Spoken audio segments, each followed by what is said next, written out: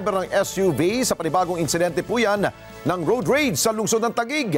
Yan ay matapos na magpakilala umanong pulis at bantaan niya ang nakaalitang motorista. Si Mar Gabriel nagbabalik.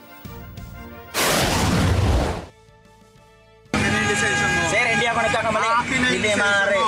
Akin na yung lisensya mo. Viral sa social media ang panibagong road rage incident na ito sa southbound ng C5 Road sa Barangay Western Bicutan sa Taguig City. Nangyari ang insidente bandang alas 11:30 ng umaga noong November 24. Akin na! Kaya mo, galit na galit. Titignan ko lisensya mo.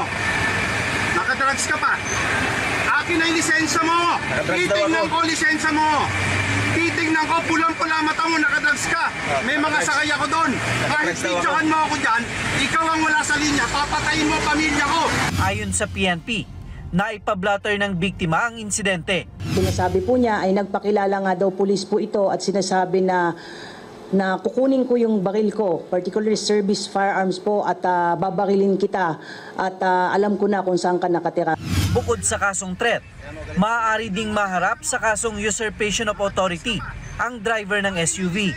Base kasi sa pakikipag-ugnayan ng PNP sa Land Transportation Office, lumalabas na hindi pulis ang registered owner ng SUV. Lumalabas po ay hindi po ito pulis, at least based po doon sa ating database ng mga active PNP personnel po. Ang meron lamang pong poder para humingi ng lisensya ay yung ating mga traffic enforcers, yung ating LTO at yung ating mga pulis na deputized po ng LTO.